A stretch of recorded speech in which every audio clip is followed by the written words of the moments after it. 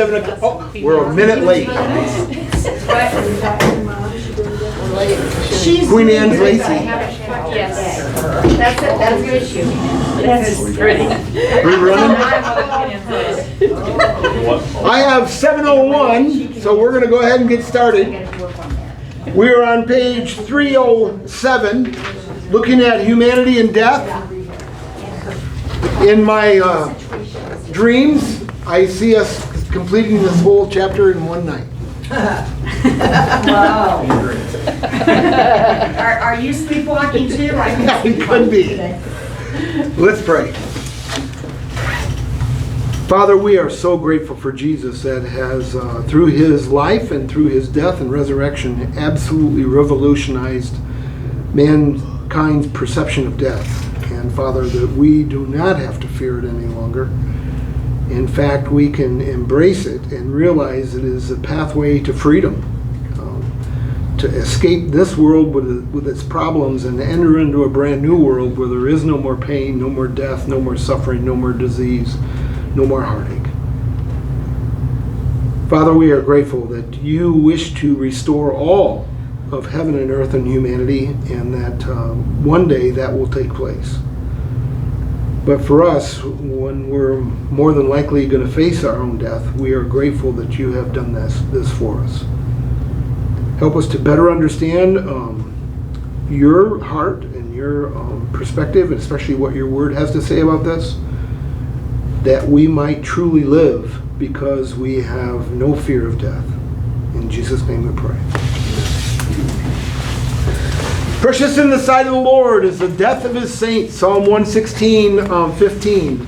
One of the interesting things that we need to look at is all of Western culture looks at death and dead bodies in a really reverent way. In fact, it's no big deal at all to see a pickup picking up dead roadkill off the road and throwing in the back of a pickup, and they have. But they never go to a nursing home and pick up a dead body and throw it in the back of the pickup. Although there are some communities that are taking that approach again. I think I mentioned last week that there's a couple of municipalities in California that have voted to accept human compost piles. And so if you want to contribute back to the cycle of life and allow your body to decompose and become earth again, you have that option, but you have to go to California. I'm pretty sure in Michigan they would not allow that. One of the things that I think what Christianity, especially the resurrection of Jesus, has done is absolutely revolutionized death. In fact, I talk about in the opening chapter here on 307 that I really like Apollo 13 in the mission, when Mission Control, Chris Kraft is being approached by somebody in part of the staff and says, this is NASA's darkest hour. And Chris Kraft says, no, I believe this is, what's the quote? This is our finest hour. I believe this will be our finest hour.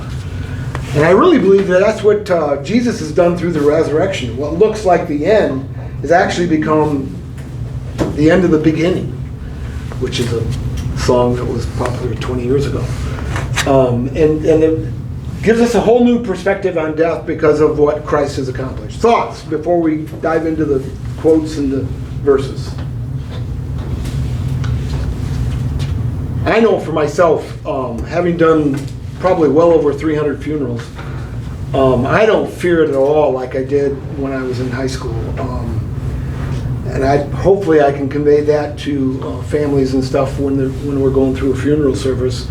I just think that the resurrection of Christ has just made all the difference in the world and how a believer can face death. So. Let's go on. 308. Come on. That second paragraph. There are those who want throes of suffering and the throes of death. Someone read that paragraph if you would, please. There are some who want those who are suffering in the throes of death to be able to be euthanized so they do not suffer. But what if observing someone victoriously live above their suffering and enter death with dignity and grace whilst in the midst of pain and suffering was the most powerful and life-changing event someone could choose? to that dying person would possibly have. Should laws take away that experience simply because we don't want people to suffer? And that's a quote that Johnny Erickson Tada says here in the top third of 308. Someone read that quote from Johnny Erickson Tada. It's called strengthening the character of a helping society. When people observe perseverance, endurance, and courage, their moral fiber is reinforced. Conversely, your choice to bow out of life can and does weaken the moral resolve of that same society. If you believe your decision is private and independent, your choice to speed up the dying process is like playing a delicate game of pickup sticks. You carefully lift a stick, hoping not to disturb the intricate web. But just when you think you've succeeded, your independent action ends up jiggling the fragile balance. Your self-determination to die has strings attached if it adversely affects the rights of others. That's why more than half the states in our country have laws against aiding a person in suicide. Think it through. If everybody into their lives as a solution to problems, the very fabric of our society would ultimately unravel. And with it, all the other individual rights you enjoy. Does anybody not know who Johnny Erickson Tada is? Because it's really important that you understand who she is to have more power behind this quote. Thoughts on what she has to say? It made me think about Canada, because was it 10 years ago they said you could kill Right. people? The MAID program? Yeah, and now they've opened it up to anybody. Yeah. And I mean, just in 10 years. I don't know if you followed Canada in their assisted suicide laws or not, but they're on a downward slope that I think is going to end up destroying them. They allow even teens to be able to make choices for themselves on terminating their lives just because they're having a bad day. Depression. Yeah. Is a reason. They have very little accountability among the people that are overseeing that program, and they've opened it up to everybody, not just those who have a terminal illness that's been determined by a physician. It's basically anybody who's just having a bad day. And I don't know about you, but there's a lot of teens that have bad days and want to die. But to make that available, I think is just really, really, really wrong. Well, to think it's a private thing too, I mean, that decision affects a lot of people. There's nothing private about it. That's the big Yeah. picture of what Johnny Erickson Todd is saying. Yeah, it does. Well, what did they do? Go to the hospital and say, I want to die today, or? I don't even think they have to go to a medical institution. They just have to go to some type of counselor. And what? They give them, I think they have drugs now that they'll give you, that you can, I see. or you can go to a doctor and they'll give you an Yeah. IV. Yeah. It's incredible, like Gene said, in the last 10 years, how that's escalated. Like 10 years ago, it was like 1 out of 100,000 were using that program. Now it's the 10th or 11th leading cause of death in Canada. Yeah, it's incredible how much it's being used. And it's unfortunately being used by people that are not in a position to make that kind of a decision. I mean, Does the doctor have to do it? I don't think so anymore. They can, No, I mean, I think a doctor has to prescribe it, or a. Like no, when a doctor no, has no, the I choice mean, to does the refuse it. doctor have to? Oh, no, I don't. Yes. Remember do? that one Oh, that's nonprofit? true. There was a nonprofit counseling session who refused, and they were renting a facility, and the government stepped in and kicked them out of the facility and said, you have to offer it. Oh my. It's gotten really, really sad. Go ahead, Doris. Oh, You know, this kind of, I'm sorry. No. What was your question? The doctor was required to do this for them. Okay, and your comment was There was a Christian organization that refused, refused to do it. and the government basically said, you can do that, but you can't, we won't recommend anybody, we won't let you use the facilities you're using. All right, but your question Yeah. is if a doctor has to prescribe it? No. They have to offer Yeah, it. the doctor has to do it. They have to offer it as an option. They're legally obligated, right? Mhm. But can, if I'm hearing your question right, what you're asking is, can you just go to a doctor and say, I want to be No, No. can you just go to whoever will do it and say, I want to be euthanized, give me the drugs? And they can't refuse. They can't refuse. They have to wait 2 weeks is what, but they said that there's a lot of doctors Yeah, that don't are let- not wait. obeying it. They're letting them do it with the next day and nobody's prosecuting them. Sounds like we still don't have the doctors. Jan, you wanted in? This feels to me like it's kind of a parallel. There's, in our country, there's a certain amount of people that have throughout history been homosexual. Sure. But Oh, I see where you're going. when it is made legal, then that is a public promotion of that. Endorsement. lifestyle. Yeah, and it makes so many more people think about it that never otherwise would even think about it. It's no longer unacceptable. Right, and acceptable is one thing, but being promoted is Right. something else. And so that, you know, Canada's gone through both of those stages with this issue. Yes. Yep. Which makes it worse than what in normal Yeah, human. it can actually become fashionable, Yeah, which I think is the whole transgender movement. A lot of that is just people seeing it, other people getting attention and just jumping on board for that reason. Anybody see the Truth Rising promotion from Colson Center and Focus on Family Day? Boy, you really need to see that. What is it? It's called Truth Rising, a documentary that focused on the family and the Colson Center jointly put together. Basically looking how, they call it this a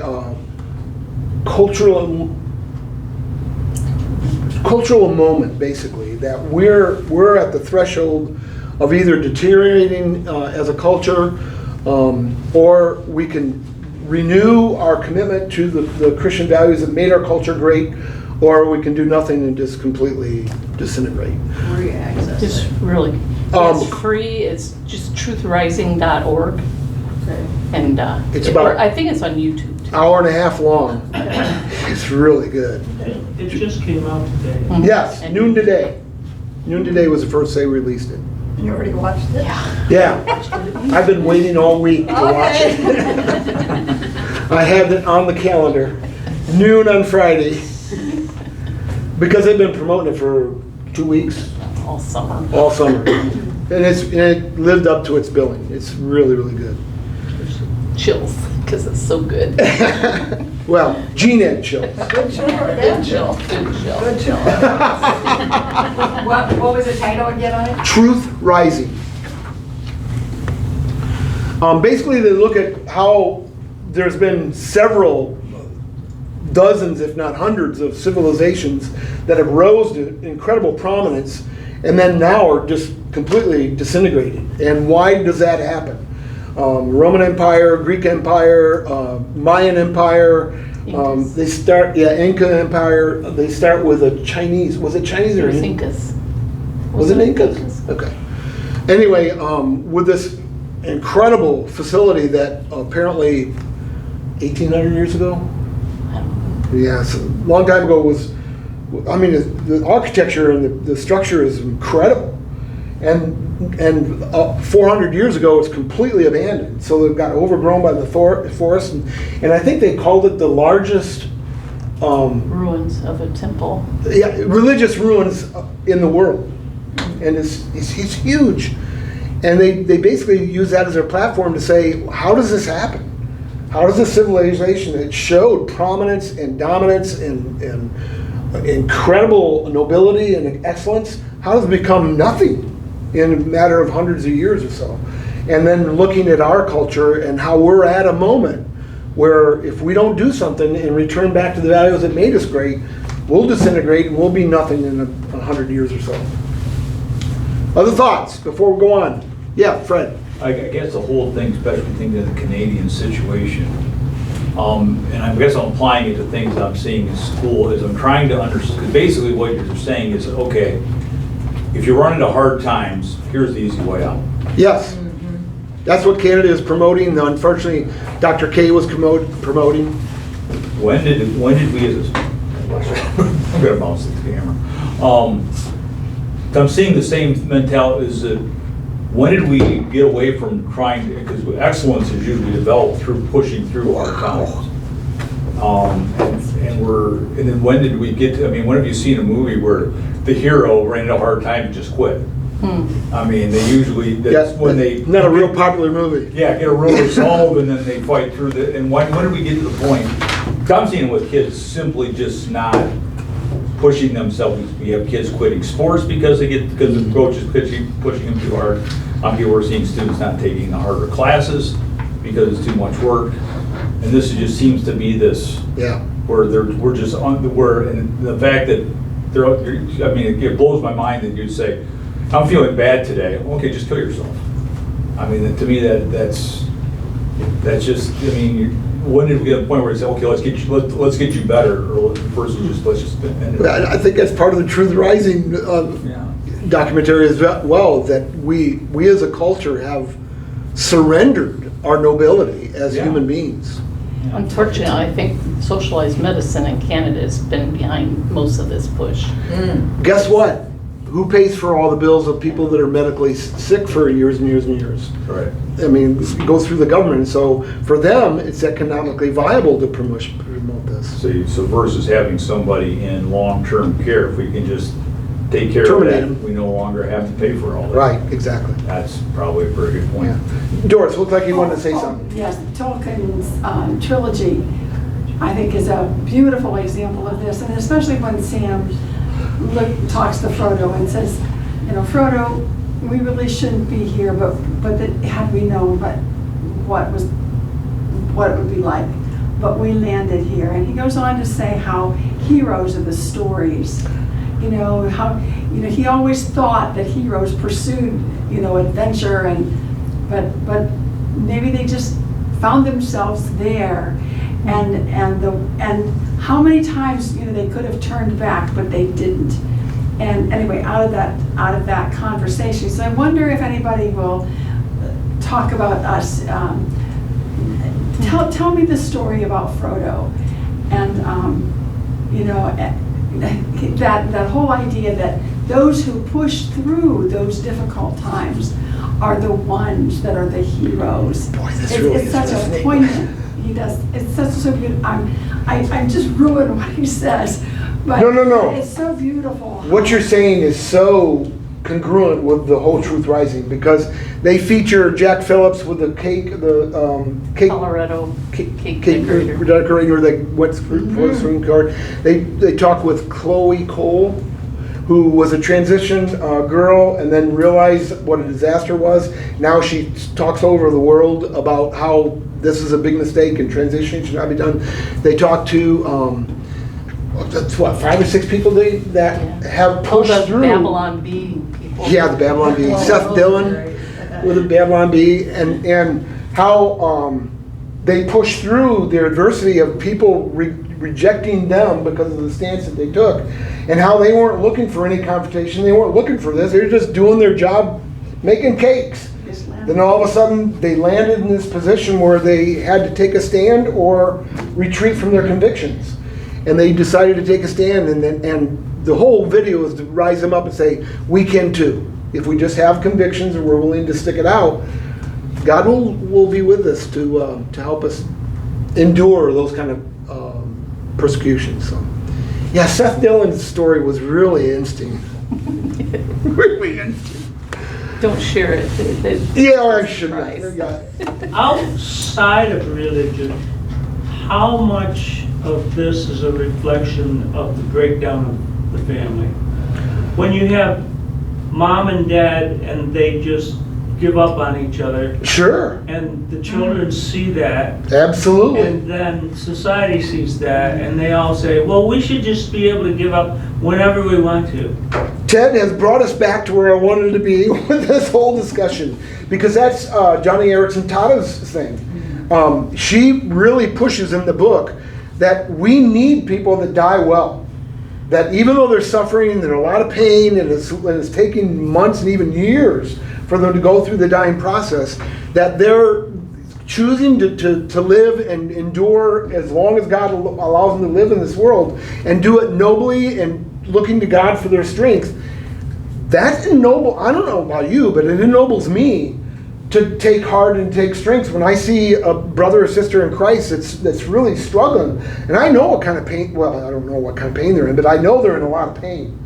And I watch them persevere through day by day by day and continue to be faithful, continue to not be bitter or be critical or be ungrateful. I don't know about you, but that ennobles me and empowers me to be able to face my own death if God would choose it. I have to go through that. Thoughts? And Ted, parents should be able to prevent that kind of positive reinforcement as well. But unfortunately, a lot of parents bail out. I see my sister getting closer and closer to Jesus the closer she gets to death. Yeah. Yeah. And the more she suffers, the closer she gets to him. Well, it will drive you one of two ways. Other thoughts? Going on, we're on the bottom of 308, top of 309. Someone read that quote by James Montgomery Boyce. In 1978, during President Jimmy Carter's abortive attempt to reinstate draft registration for the young, newspapers carried a photograph of a Princeton University student defiantly waving a poster marked with the words, "Nothing is worth dying for." But if nothing is worth dying for, is anything worth living for? Asks Charles Colson, who comments on this photograph in Against the Night, Living in the New Dark Ages. If there is nothing worth living for or dying for, then the chief end of man might as well be cruising the malls, which is the #1 activity of teenagers according to the pollsters. Thoughts? It's so sad because there's no meaning there. Well, yeah, if nothing's worth dying for, we'll talk more about that in the next couple of quotes. Someone look at the beginning of middle of 309 with that quote from Thomas Raimondo. Our motto has gone from "Give me liberty or give me death" to "I'm afraid of death, so take my liberty." That was during the heart of COVID when Thomas Raimondo was here, a friend of his who was one of the worked for the Washington Times. I actually emailed that to Superintendent Raimondo. Yes, Fred. I just remember, this game goes back 40 years. There was a punk band that had an album called "Give Me Convenience or Give Me Death." Oh wow! That was the earlier. Boy, that proved to be prophetic. Earlier mid 80s. It was, very Interesting. I really think that's come to fruition. Yeah. But we can understand why people are afraid of death, can't we? Oh, sure. If they don't have any hope. Sure. I mean, it is so unknown, and when you you can't avoid it. There's no power against it that you have access to. Without Jesus, they ought to be scared spitless. Yeah. Yeah. Jan, you had your. I thought I saw your hand up. Yeah, I don't quite have my head wrapped around what the title of this is really. What are we saying with nullifier? Death is a nullifier of life. Oh, That's what the world thinks. but wait, so death. Okay, so it's saying death means that life has no meaning? Life has no future. It's done. Is nullifier is, okay. I don't know, I'm not quite wrapping my head around what. Maybe the word nullifier is not a good one. Oh, okay, so say it again with another word then. Death is the end of life. Oh, okay.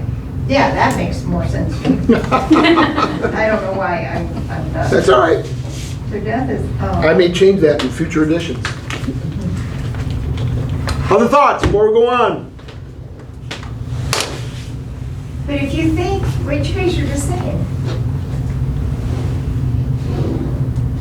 if life has no value, if it's very boring, you're just existing, it seems like it's possible that death, the value of death, the event of death, doesn't register with these folks. Absolutely. So they don't have they may not have a fear of, they've got a fear of death, but they really kind of don't. If life doesn't mean anything, death isn't going to matter. Exactly right. That's why for them, this is a no-brainer to offer this. To the nation of Canada, for people like Dr. K, for people like the state of Washington that offer assisted suicide, that's exactly their mentality.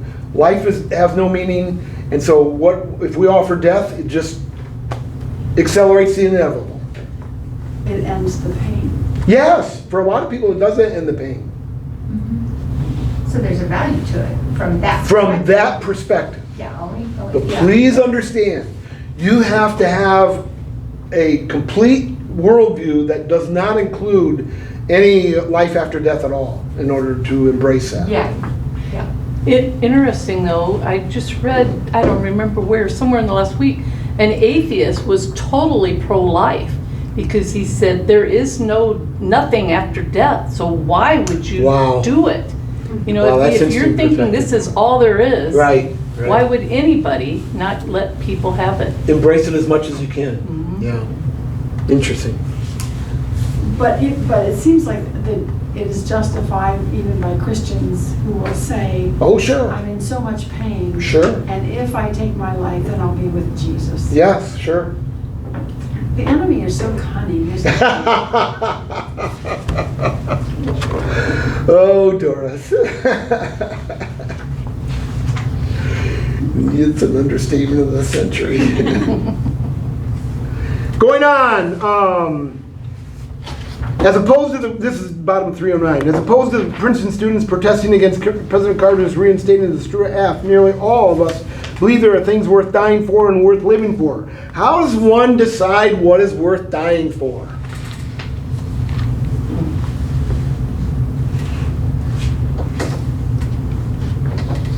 Has to be something worth more than life. Good.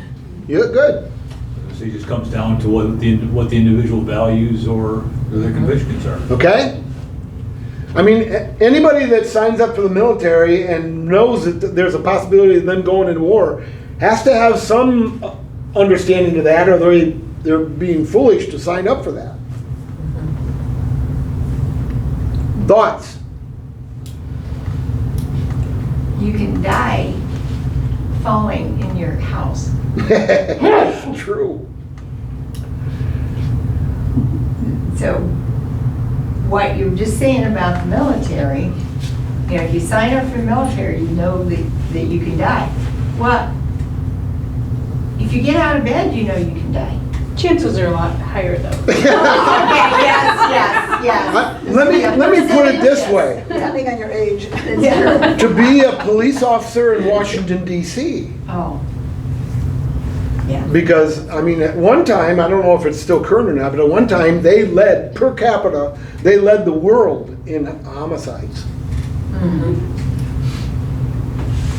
And we were worried about sending our kids to India or Pakistan or Cambodia or something like that, where downtown DC, especially at night, the level of risk went way, way, way, way up. And I think all of those dangerous occupations, service occupations, they're having to fight now for people wanting to go into them. Wow, sure. You know, the police academies, firemen, Why is that so? med techs. I mean, even the guys riding around in the ambulances because they can get sideways of things. What has happened in our culture that makes that true? I think it goes back to what Fred was saying, people don't want to do the hard things, is part of it. Sure, Part of sure. What about public opinion of those positions? Yeah. Well, they don't often get rewarded. or 30 years praised. ago, they were held in highest esteem. Now there's some people calling for their defunding and complete annihilation and complete taking out of the municipal payroll because they think they're so worthless. No wonder they don't want to sign up. Yeah. Yeah. Other thoughts? The rise of anarchy. Sure. I think there's an anarchist spirit that's kind of boiling up, which is also addressed in the Truth Rising documentary. The desire to be autonomous. Oh, and the word autonomous means? Oh gosh, my own law or my own. Law unto myself, yeah. Boy, when I put that together for last Sunday's sermon, that just really spoke to me, because I had always looked at autonomous as kind of a nice virtue. You know, that you're independent and you're willing to make it on your own and you've got the courage to do things on your own stuff. But the actual word means to be a law unto yourself. The actual word broken down into its component parts. And I went, that's not good.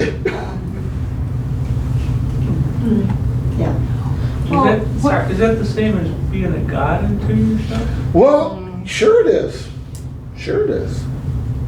It's interesting to look at the context though, because arguably the philosopher who pushed for autonomy the most was Aquinas, because he believed that like we should understand that we have the law of God written on our hearts, so we should live according to That's that. interesting. It is really interesting. That's because- a neat perspective. I was just going to ask, isn't there a flip side? Yeah, well, sure there is. It's just unfortunately in the whole idea of like not doing the hard thing, we've strayed from the fact that autonomous was a hard thing of living to this almost impossible standard by the grace of God, and then keep lowering it instead of to God's standard written on our hearts Yeah. to our own sinful standard. To make a law that we can follow on our own. Yeah, exactly. Oh, wow. And we actually run 2 sets of books. The laws that we expect everybody, how they're supposed to treat us, and the laws of how we can treat everybody else. Somehow I don't think God's going to go with that.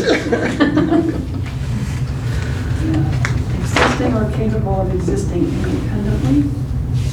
That's what they have for autonomous? Well, that's another. Yeah. Another definition. Sure. Responding, reacting, or developing independently of the whole. Right. And so that's probably, that would fit into what. Sure. Lazy said. Let's look at President Theodore Roosevelt's quote on the top of page 310.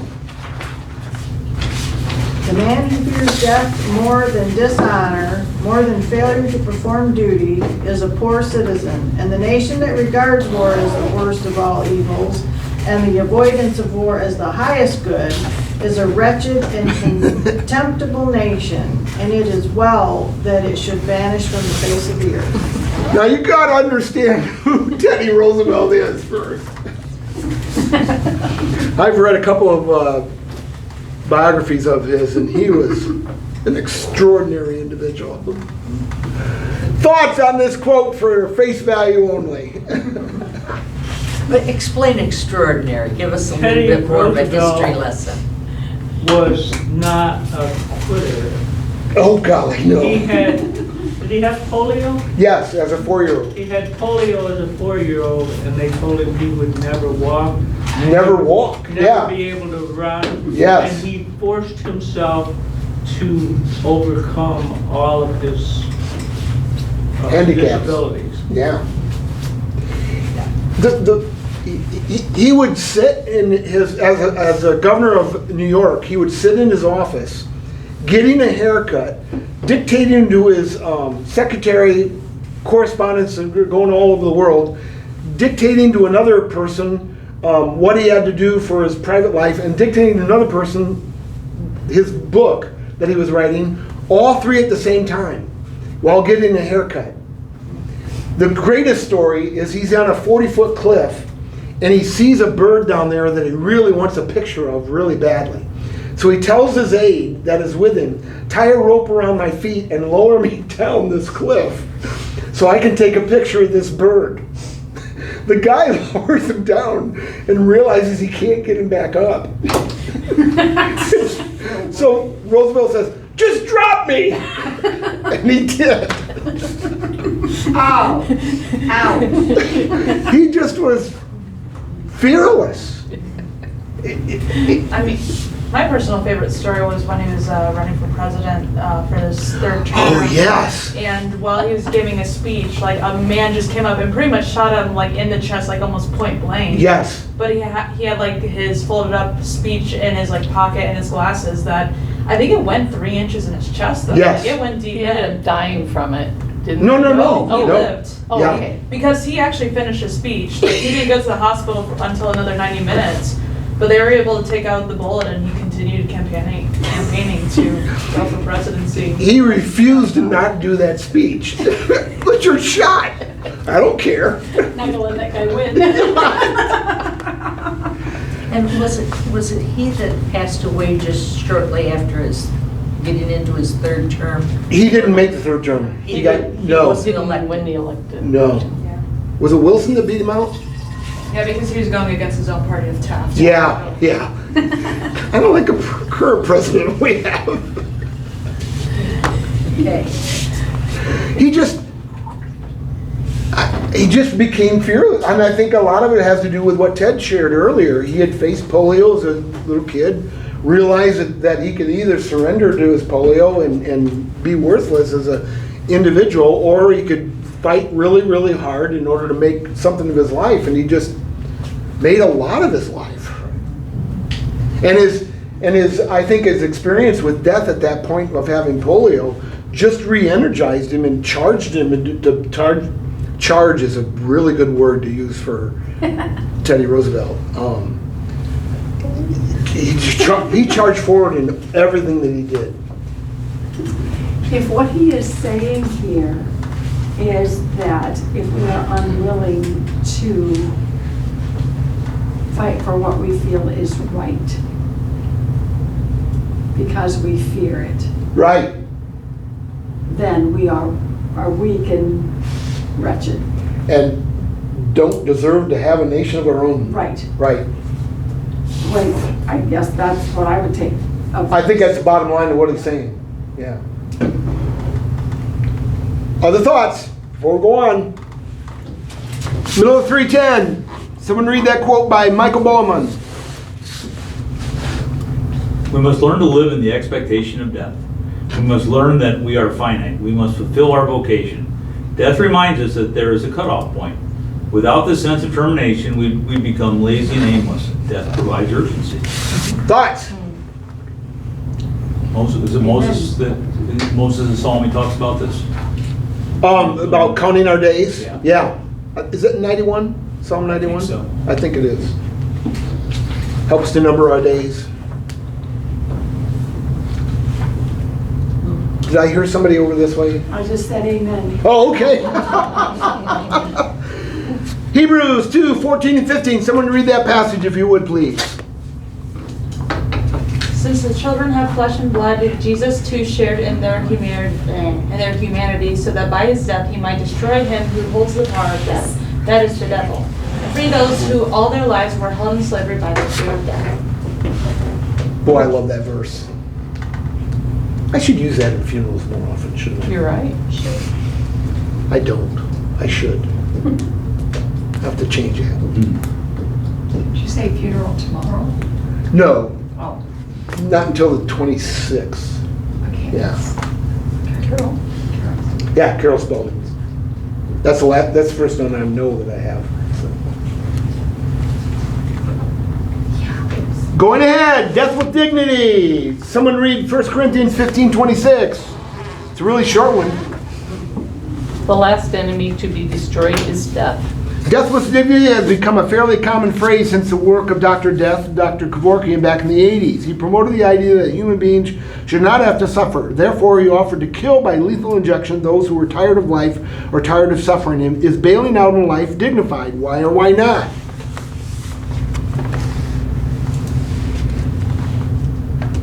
Well, for Christians, part of the reason is what Ted was just saying, that we believe what was in Scripture, that God has numbered our days. Good. That we can't adjust to That's what a He great way to put it.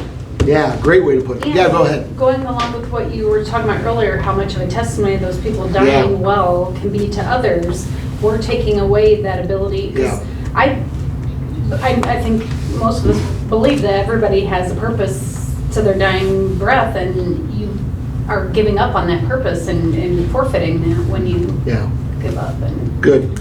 Yeah, Do Fred. you think with the idea of death death with dignity, I mean, the Kevorkian was giving death with dignity. That's what he claimed. Is the word dignity basically meaning autonomy? Whoa. I mean, is that what you think? That when they, because obviously. Probably, yeah. Their definition of dignity is not what I would call a godly Yeah. or a biblical. Right. Definition of dignity is. Yeah, that's what Sierra Coop's going to say in a couple of quotes there down the line. But no, I think they're folks. The more I live life, and the more I see how Satan works as a cunning creature. Was it cunning word you used? I think so. Yeah. I see the devil all the time using phrases that have good emotional baggage and emotional connections, and using them in a way that is completely opposite of what that is.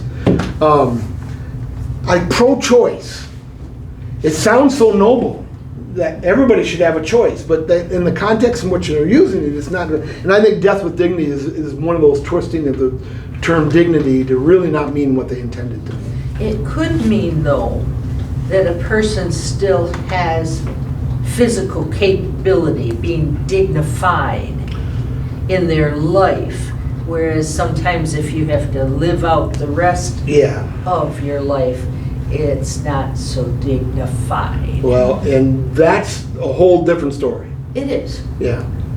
Yeah, a person that no longer has control over their mental faculties is a whole different story than what I'm addressing here anyway. Yeah.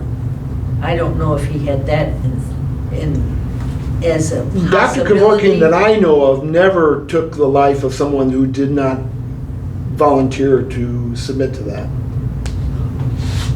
But why did they submit to it? Well- Why did they want to get out before the end? They Yeah. may have feared themselves or Oh, pride sure. that I won't be dignified. Sure. So I'm just going to Oh, I'm sure that played into- I know the end, what the end will be. I don't want to do that. Yeah, and the patients that he was catering to were that kind of a patient. Mhm. Yeah. It is interesting, I'm looking at the definition that says the state of the being dignity, the state of or quality of being worthy of honor, respect, and one of them is a sense of pride in oneself. Yeah. And I Yeah. found that very interesting. We're going to talk about that on the bottom of this page. Yeah. Someone read those two quotes that are in the. Go ahead, Jan. Okay. The scripture. Last enemy to destroyed. Right, the last enemy to be destroyed is death. Is that in current tense, or is, because I thought when Christ died on the cross and then raised from the dead, he had victory over death. Yes. So it's You're not going to like my answer. it's our that okay.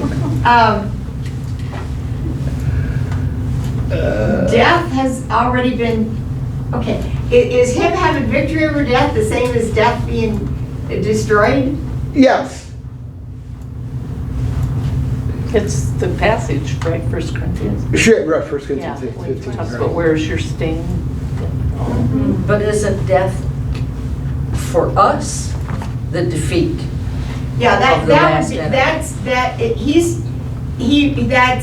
that's it. I mean, Christ has victory over death. Yes. But if we don't have Christ, we Oh, can't have victory over death. Absolutely. Right. But if we do have Christ, don't we have victory over death? Yes and no. We have victory in that it no longer can control us. We have victory in that we know that we're going to live beyond it. We have victory in that we know that it no longer needs to control our lives. But it's still, we're still going to die. Oh, yeah, we can't stop it from happening. Yeah. But on the other page, on page 310, that Hebrews 2:15, I love the end of that. And free those who all their lives were held in slavery by their fear Yeah. of death. Yeah. We are free of that. Yeah. And in that regard, death is lost, is completely defeated. Where is it, have we passed it with some of your ideas about why do Christians fear death? Have we gone past Oh, this? no. I'm not sure I even have anything. Oh, yeah, you do. Somewhere in here it was. Okay, good. I don't remember that. Okay, you're at page 309. Should a Christian see death? No, there's another part too, I thought. I just saw, should they? On 315, do you think Christians today have no fear of death? Why or Oh, why okay, not? we're coming to that. Okay, That's okay. So what was Point your, that out when we get there. Yeah. what was your answer gonna be about, for 311, the 1 Corinthians passage, about what it means that the last thing we to be destroyed is death? Actually, what Jan was pointing out is that we no longer have to fear it, no longer can have control over us, it no longer should be an issue of manipulating us or coercing us into not being all that what we should be. And in that regard, I think the enemy death as an enemy has been completely obliterated. You said that we weren't gonna like your answer. What? Oh, it's now not yet. Oh, okay. I just was waiting for. Yeah, that's the theological answer that Right. my seminary would Yeah. bring up all the All the time. I thought we were gonna get to something like purgatory. Oh, golly, no. We ain't going there. Okay. Someone read the middle, 2 quotes there in the middle of 311. Let those who seek death with dignity beware, lest they lose life with dignity in the process. Sierra Coop, I don't know if you remember him, he was Surgeon General, I believe, under Reagan. Thoughts? That's good. And then someone read that next one by Johnny Erickson Tada. Death with dignity is a phrase that tries to say one thing but means another. After all, death is the final indignity of losing all that one commands in life. Death remains, in the words from the Bible, the last enemy. And that's where I think they're using the term in a different sense that would make it say something that it really shouldn't be saying. Right. And folks, I don't know about you, but the more my next study that I'm currently working on is justice, and this whole social justice thing is the furthest thing away from justice that there is. How they can even use that word justice in their ideology is beyond my comprehension, because it's not even, it has no connection with justice at all. Yeah. None. And yet that's the theme that they promote, that they are standing up for social justice. It's anything but. And the Truth Rising talks about that as well. It really is a good documentary. We get that picture. Just want to make sure I was clear. You are.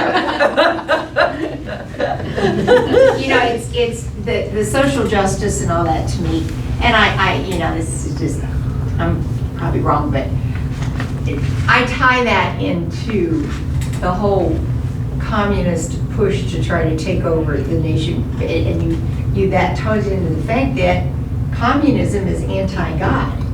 Yeah. That's so they're Social justice has Marxism as its fundamental ideology. Mm-hmm. So there's a lot of connections there. Yeah. So you're just all of these things that are against God are just disguised as being supporting God's concepts, and Yeah. that's it. That's your Satan. How he uses all this stuff. And one of the basic things that the Truth Rising video says, and that is pertinent here, is that what has made Western civilization great is the value of the individual. Because Western civilization has for millennia, but for hundreds of years, centuries, thought that the individual was created in God's image and God's likeness, therefore it should be valued. But Marxism completely negates all that. It's a society that is all important. And unfortunately, a lot of our current thinking in Western civilization is negating the value of the individual. And so it's one of the things that Truth Rising is trying to point out is if we abandon that, we're going to fall for sure. Because that's the one thing that promotes democracy, promotes individual rights, promotes the value of every person. I mean, all these things fall if you lose that concept that we're created in God's likeness and God's image. It's interesting how often there people are against our, well, I lost my, something like they're against religion, and yet they don't realize that the religion that we have is why they have the freedom to say and do what they do. Read today's Breakpoint Daily, because that's exactly the point that they make, is that philosophers and theologians and atheists are starting to come to this realization that is what has made Western civilization so great, is Christian principles upon which it was built. Really? Yes. They're coming to that. Yes. And we talked a little bit last time about cultural Christianity, how even atheists are embracing Christianity, not because of Jesus, but because of the principles that Christianity promotes are the only way to live. Now, that's a backdoor way that people are coming to Jesus, but we'll take it. Yeah. They're not coming to Jesus. No, they're not. Yep, some of them are. Okay, but, I mean, you said two different things there. Well, yeah, because there are people that have nothing to do with Jesus, and there are people who are coming to this and go, you know what, I need to give more credence to Jesus because he's the impetus behind this, and the more they investigate Jesus, they end up coming to Jesus. Read today's Breakpoint Daily. Well, I think it's dangerous to think if people start embracing Christianity, that's a win, because that's actually can be more dangerous if they're not embracing Christ in the process. Sure. Because then you're getting this false sense that you're doing something right when you're really just being delusional about the truth. Well, yeah, they're not embracing it for the right reasons. Right. Oh, sorry. Go ahead. The more I think about the phrase death with dignity, though, there's just such a cruel irony to it. I keep thinking of Wall-E because there's a line in it in which the captain says when he realizes like that they just sent them away from Earth just so they could like live in luxury and just survive out there. He just says, I don't want to survive, I want to live. And there's just this cruel irony that like not only are we in a time where we don't want to live, we don't even want to survive. Like we're just sacrificing everything that's making us human for our own comfort, and that there's just there's a cruel irony in that. Yeah, that is a neat insight. Yeah, good. Someone read the bottom of 311, and we're going to go ahead and read the top of 312 as well because they're tied together. The moral question for us is not whether the suffering and the dying are persons, but whether we are the kind of persons who will care for them without doubting their worth. Top of 312. I think A.J. Dick gets to the heart of the issue. It's not so much that those who are suffering don't want to honor life and live with courage, strength, and dignity, but those who are suffering think they are a pain for those who are left to care for them. What does that say about our willingness to help those in need when those in need think it will be a bother for us to care for them? Do those who see themselves as a pain or a liability have confidence in our compassion, service, sacrifice, love, and humanity? My dad wanted to die so badly because he thought he was being a pain to myself and my siblings. And we tried to reassure him, Dad, it's okay. We're glad to take care of you. He hated to be dependent upon anybody. He's a farm guy. But this quote bothers me for the sake that he didn't see in us enough love for our Father that he would not question our loyalty to him, that we would love to take care of him. He didn't see that in us. And when often said, I don't want to be a pain to you guys, I don't want to be a bother to you guys. Whereas if he would have saw it in us, he would have never even said that. Does that make sense, what I'm saying? It makes sense, but if you're the person that is helpless and other people have to do everything for you, if you were that person, I think you would see it differently.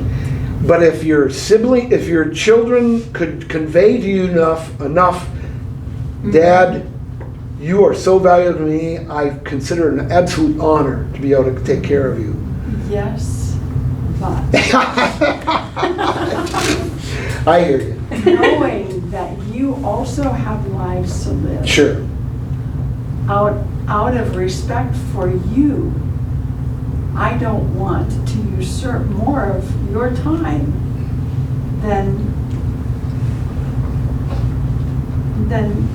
I don't want to take time that would, if you had, would for you to do other things. Sure, sure. So it, I obviously didn't know your dad, but it could have been a selfless concept as well, Yeah, more than likely it was. rather than you didn't show him that you loved him enough. Does that make sense? Oh, absolutely. Well, may I ask a question? Yeah, sure. Did your dad ask for help before he got, was it easy for him to ask for help? He never asked for before- help. No. That's, that's my point. He's not used to asking for Oh, help. not at all. So that was foreign to Fiercely him? independent. Foreign concept to him. How often do we can't ask for help. They're so busy, we can't ask for help. See, That's it's not, kind of what I want to help us to realize, that our busy society and our time-conscious society has created this presupposition that we don't have time and don't have priority for those people who are in need of help. and maybe we have our priorities messed up. that Well, sure. we don't give priority to those who need help. Sure. Yeah. And it starts as early in youth group because we're already getting into places where students are really struggling with things, but they just don't want to bother people about it. Oh, wow. They don't want to talk about it. Really? Yeah, and Kurt being the person that he is kind of presses why,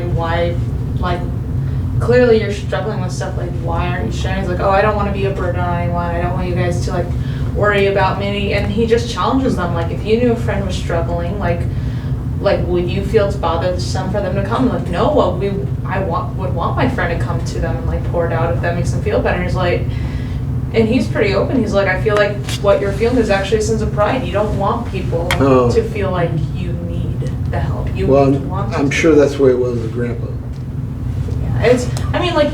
Yeah, every situation's different, but it's interesting seeing it start as early on in our youth ministry. Sure. Students already oh, I don't want to be a bother, I don't want to be a burden. Almost feeling like they have this selfless thing, I'm not burdening people. But they're already being challenged, maybe there's a pride of wanting to be independent. Right. Autonomous, Oh, sure. And Sure. it has led to a really neat ministry in which we all we burden with each other Good. it's Yeah, great. And so the Canadian young people don't have somebody pushing them back, evidently, saying, we want to help you. They're just taking the out to visit the I doctor's think office. a lot of it's like the state of Michigan in counseling people towards gender issues. You're not allowed to. You're not allowed to push back. I don't know if you know that or not, but the state of Michigan passed that 2 years ago. Prop 3? Is that Prop 3? I can't remember what it was Yeah. called. I thought it was, yeah. I think religious workers are exempt, aren't they? I think so. You're not allowed to advise them not to. Right. If they're considering transitioning as a individual, counselors are not allowed to try to talk them out of it, which blows me away. Are they allowed to talk to them about, have you thought through this? That's a good question. I don't know. What good are the counselors? They're just They're supposed to affirm them in their decision. They're good at making money for the medical industry. I just want to say, this is so interesting to me because I feel like I got, when I became a young adult, we were in the swing of when therapy and counseling was really embraced. We're getting into an interesting swing back where we have enough people who went through the system and learned that it did not matter how bad they would be affirmed in whatever they're doing. We're in this interesting swing back where I think counseling and therapy is going to be very much pushed against because of that, because there's enough people who knew terrible people who went through counseling and they feel so good about themselves. They're I am my own person, and nothing changed. Wow. Counselors and therapists are just. Did you come up with that insight on your own? No, Okay. I'm online enough that I see Okay. people who just are like, I know. I think you're right. Yeah, and it's kind of terrifying because that's the opposite of what it's supposed to do. Yeah. Well, that's one thing Fred and I have talked about before, and I think we brought it up here, that when he was in college, he had a friend in his church friend group that was struggling with multiple person disorder and stuff, and the goal was to, cure them of that and try to fight against that and not, Embrace it. Embrace it. Heal And- them. Yeah, to heal them and make them, their life better. Yeah. But, and then 5 to 10 years ago, it was just, you get to know every person and just totally opposite viewpoint and way of handling it. Yeah. People with those disorders now are almost told to embrace all the persons that they are. About the personalities. I think the views are changing though. They're saying it's a mental illness now. Good. They're pushing that. I don't know if you watch the news. No. That's what they're pushing now. That transgendering is actually a mental illness. Yes. Well, gender. Yes! Well, gender dysphoria has always been known as that. Conservatives are pushing that. Okay. Well, I think it's RFK is about to, he's starting some studies on, are the medications that people are on when they transgender, when they go through the, whatever it is, those medications are causing psychiatric problems that are leading to some of the suicide, or not suicide, some of the killings, the mass killings. Murders. And you're starting to hear that there's a tie, a direct tie. Interesting. One of the ways that counselors, at least some counselors have gotten around, when our grandson really wanted to transition, he was with a counselor, and and of course, anyway, she said, if you decide that that is what you want to do, then you are going to need to find a different counselor, because I will not Good for her. counsel through that process. Yeah, good for her. And anyway, that maybe is one way. You're right. That Christian counselors can pass off, and for people who come to them that Right. decide that they want to do that. Yeah, without condemning the person, but also without endorsing Say it. that, Yeah, right. good, Right. good. Going on, we're looking at suicide. Someone read that quote by D. James Kennedy. When we take our own life, we are still taking the life of a person made in the image of God. We are taking the precious gift of the life God gave to us, and we are flinging it back into His face as if to say, I don't want it. That is the murder of the self, which is actually what suicide means. Thought. That's good. I didn't care for that. Okay. I was more understanding of Schlesinger's Position. position. Sure.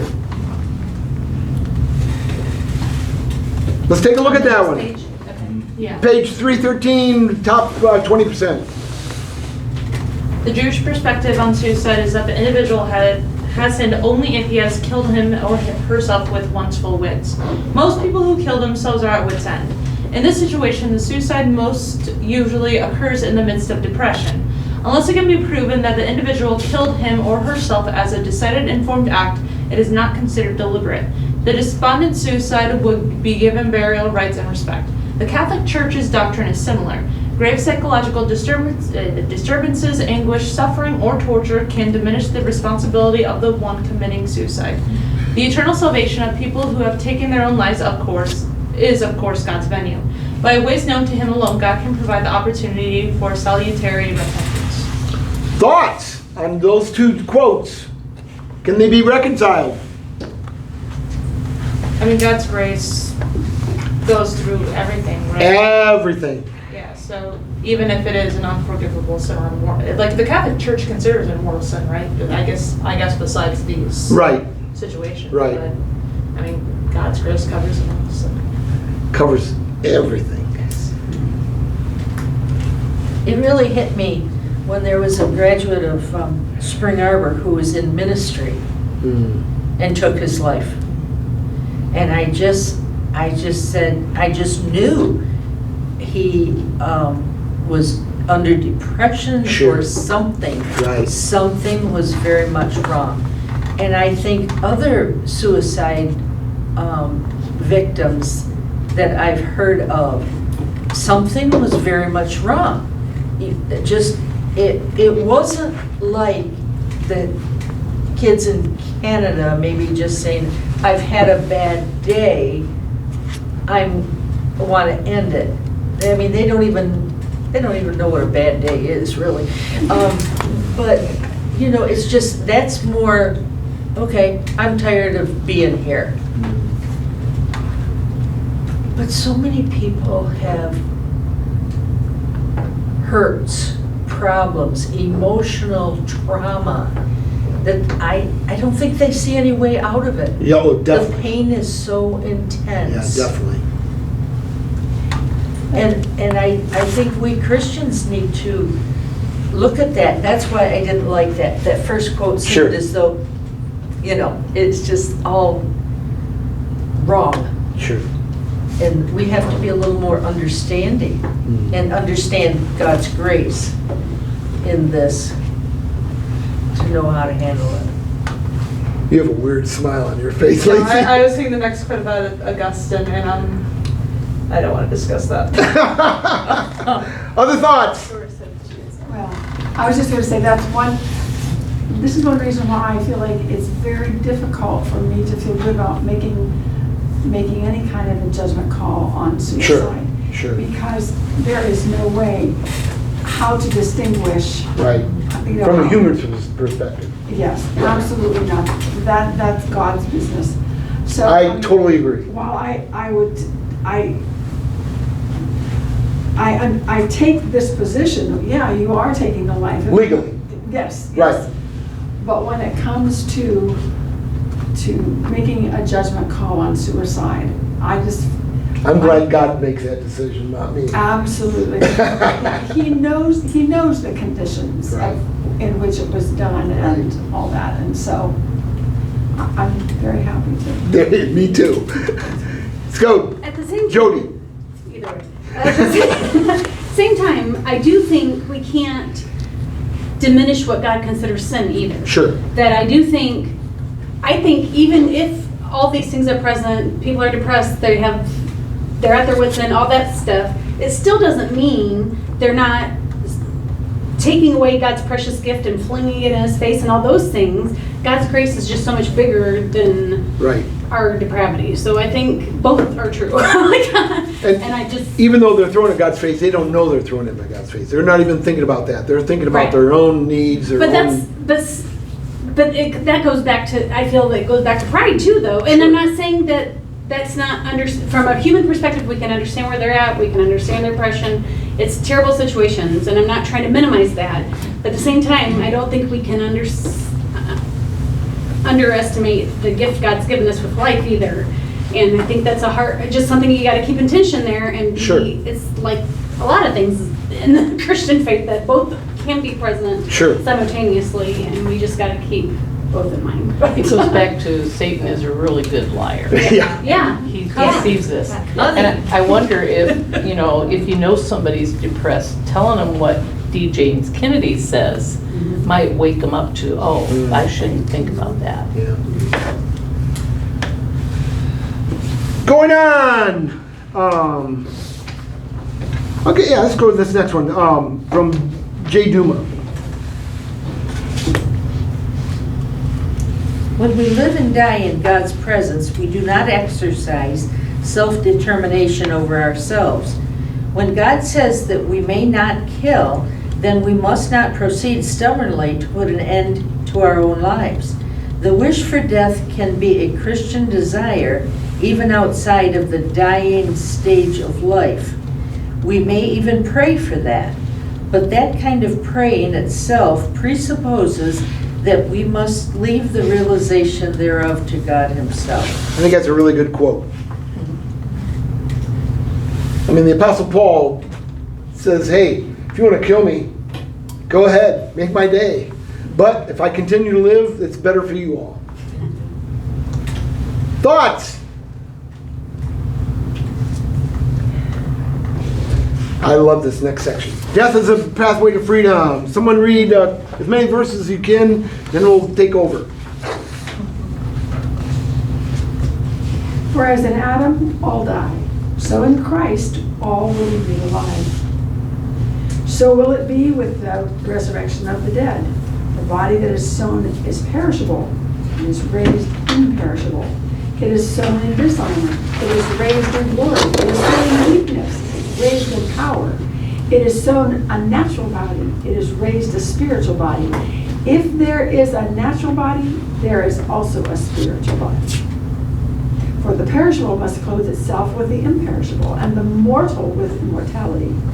When the perishable has been clothed with the imperishable, and the mortal with immortality, then the saying that is written will come true. Death has been swallowed up in victory. Where, O death, is your victory? Where, O death, is your sting? We are confident, I say, and would prefer to be away from the body and home with the Lord. And I love this quote by Dietrich Bonhoeffer. Death is a supreme festival on the pathway to freedom. Thoughts about those verses in that quote? I love this. I'm sorry? I'm still working on embracing that for you. But I love to do it at funerals. And people, I look up at people and go, like, you're kidding. No, I'm dead serious. Oh, dead serious. Yeah, I caught it. Good. Yeah. The key to this is how you got that way. Well, absolutely. Yeah, if you got that way by how God had you die, that's great.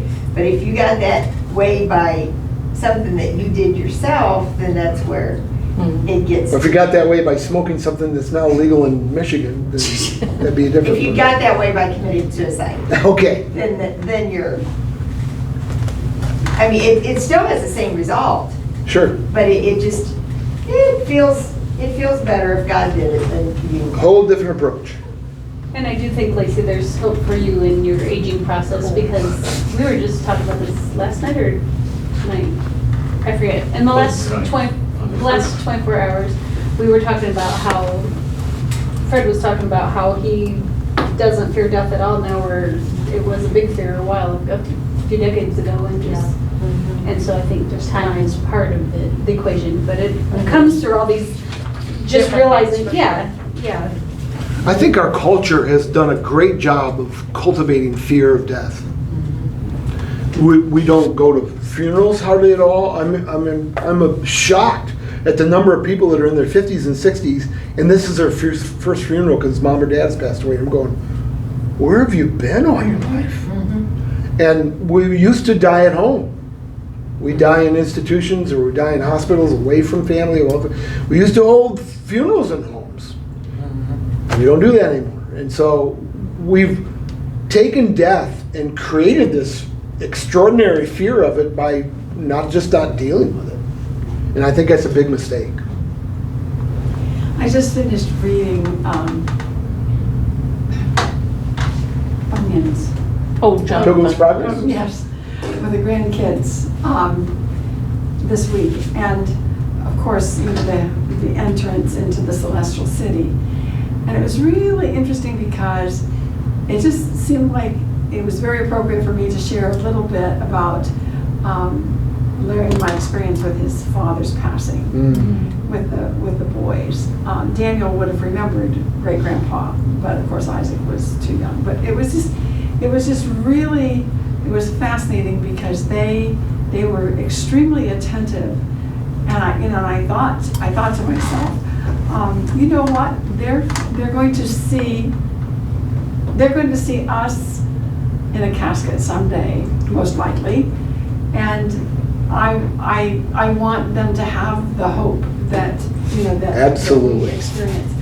And anyway, it was really a meaningful moment that Sure. we had together as we. Grandpa and grandchild. Grandma and grandchild. Yeah. It was really very special. Cool. Yeah. Other thoughts? I've been talking to a person recently that, and it's not my mom, But another person that's in a care facility, and they were just sharing how, well, I can see signs that my end is drawing near. And as they described it, just more water retention. Their arms are starting to seep, and this and that. And they're going, I know if my kidneys fail, different, they can just sense that different parts of their body is starting to give Shut up. down. And then they're going, and if my kidneys shut down, I can't stay here. I have to go someplace else because I can't be. And she's going, I just don't want to do that. I don't want to at this point have to change my living place.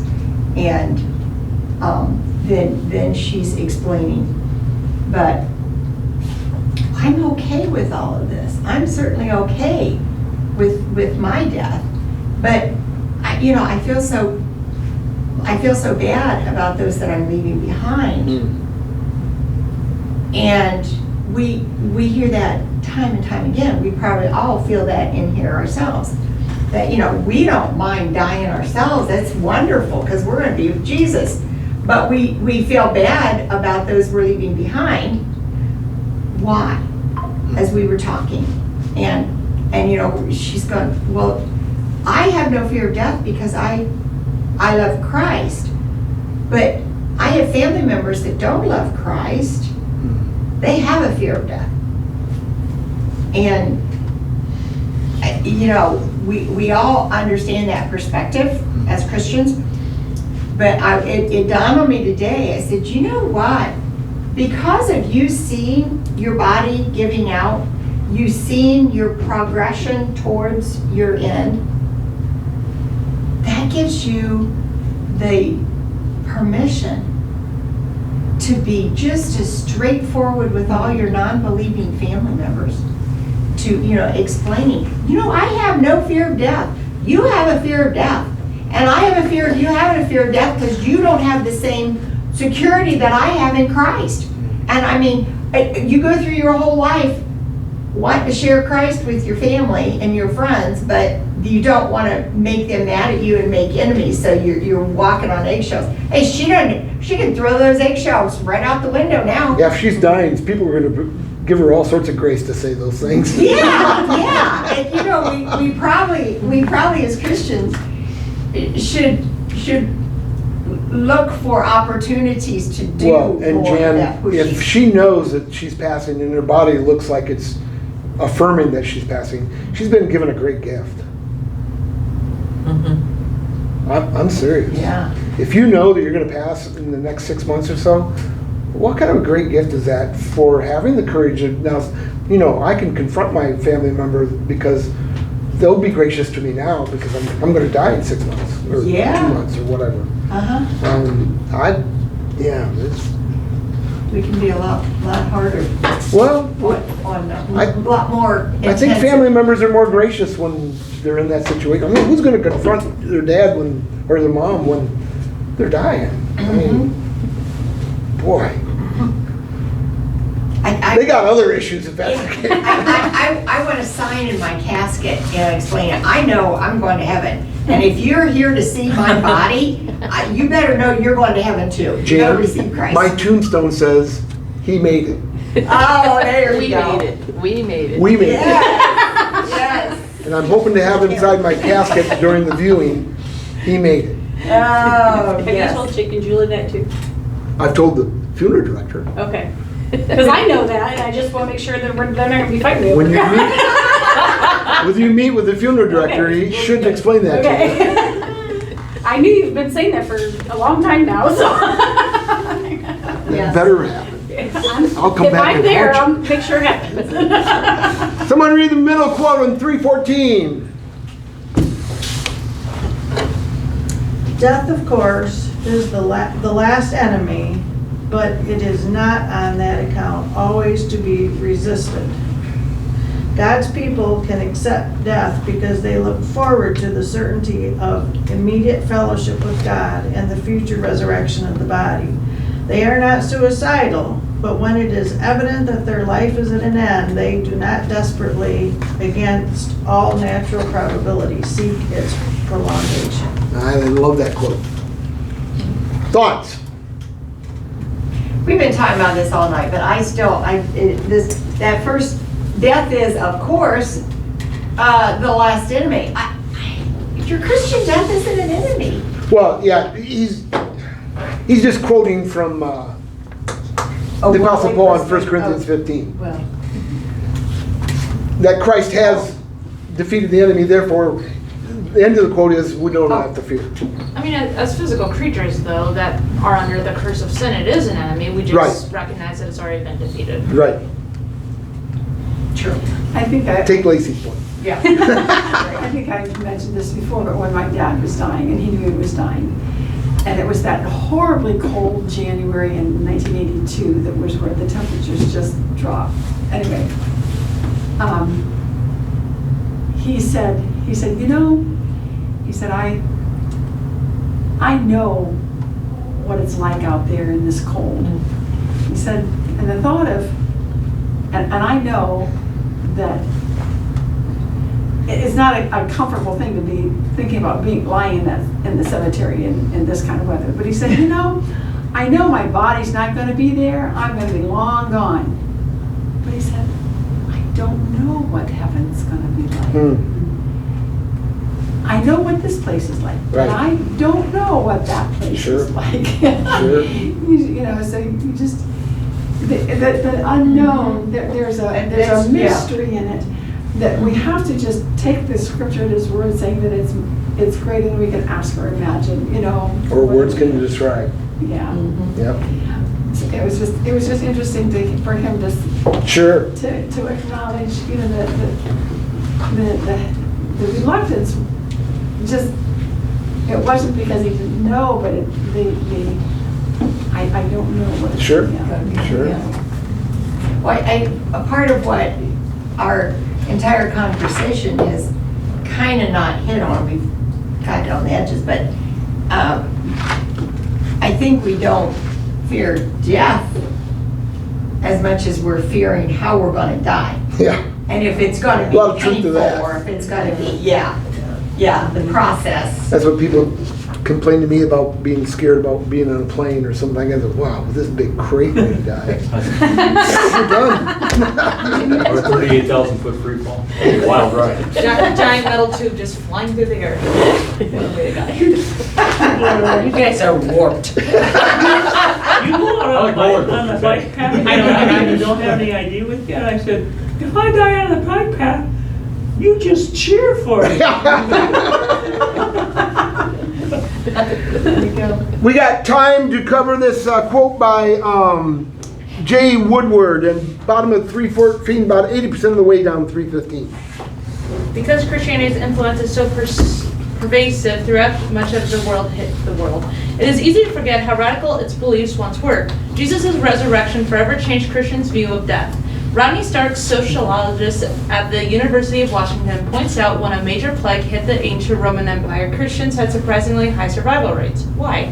Most Roman citizens would banish any plague-stricken person from their household, but because Christians had no fear of death, they nursed their sick instead of throwing them out on the streets. Therefore, many Christians survived the plague. I love that quote. And so that gets to the point. Do you think Christians today have a fear of death? Why? Yeah. I'll never forget when the COVID was hitting, and they said the hospitals are overrun, although, never mind. Pastor Kirk came to me and said, do you think we should open up our gym as an auxiliary hospital? I said, Pastor Kurt, I think that's a great idea. I think that's exactly what we should be doing.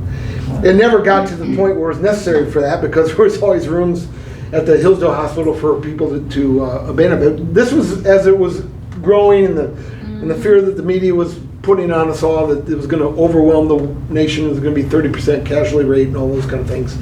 But I was really proud of Pastor Kurt having that position, because that's a good Christian, solid position, knowing where we are in facing our own death, to handle other people that are in need and couldn't find it from the world. So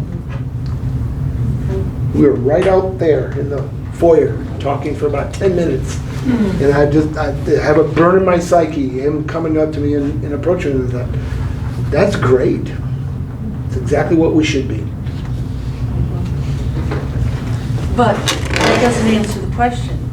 During that time, weren't Christians fearful of death? Sure they were.